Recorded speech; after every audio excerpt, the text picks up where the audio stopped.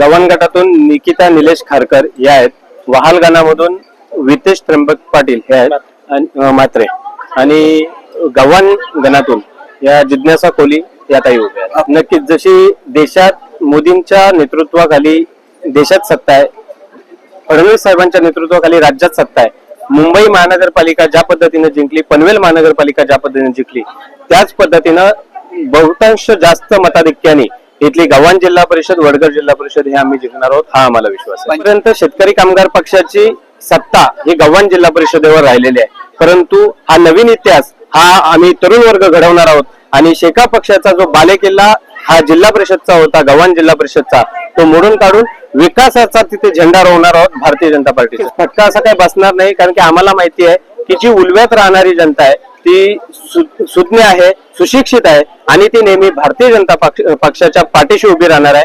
अमर मात्र म्हणजे भारतीय जनता पक्ष नव्हे, भारतीय जनता पक्ष म्हणजे नरेंद्र मोदी आहेत, भारतीय जनता पक्ष म्हणजे देवेंद्र फडणवीस साहेब आहेत आणि भारतीय जनता पक्ष म्हणजे आमच्या इथले स्थानिक आमदार महेश बालदी साहेब आणि प्रशांत दादा ठाकूर आहेत. यांच्या विकासावर, यांनी ज्या विकास कामं या मतदारात केलेली आहेत मतदारसंघात, याच्यावर विश्वास ठेवून जास्तीत जास्त लोक मतदान करतील हा आम्हाला विश्वास आहे. हा विकास जो उरण मतदारसंघाचा झालाय, त्याच पद्धतीने गव्हाण जिल्हा परिषदचा विकास हा फक्त ग्रामीणच नव्हे, शहरी आणि ग्रामीण हे दोन भाग एकत्र आहेत आणि शहराचा विकास आणि ग्रामीण भागाचा विकास हा ध्यास ठेवून आम्ही येत्या निवडणुकीत उतरणार आहोत. समाज माध्यमांमध्ये आपलं रुद्ररूप पाहायला मिळाला होता, एक खूप प्रसिद्धी आपल्या नावाने केलेली जात होती. कशा पद्धतीने या निवडणुकीमध्ये त्या सगळ्या गोष्टींना आपण सांगाल आणि व्यक्त कराल?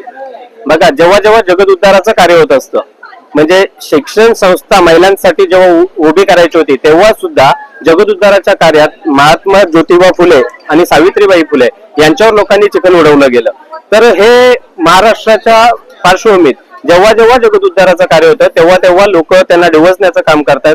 हा जो तुम्ही रुद्र रूपाचा विषय बोलताय, जर इथल्या स्थानिकांना 100% विमानतळात प्राधान्य देण्यात जो कोणी अडथळा निर्माण करेल त्याच्यासाठी असा रुद्ररूप जरी पुन्हा पुन्हा सतत घ्यायला लागला तरी घेऊ, कारण की जनसामान्यांच्या कल्याणासाठी हे काम करतोय आणि लोकांचं जर त्याच्यात काम होणार नसेल आणि लोकांच्या कामात जर अडथळा निर्माण होणार असेल तर नक्कीच हा असा रुद्ररूप आम्ही वेळोवेळी घ्यायला तयार आहोत. नक्कीच आगरी कोली कराडी समाज हा भाजप सोबत उभा आहे. याच्यामुळेच उरणमध्ये देखील आमदार महेश बालदी झालेले आहेत.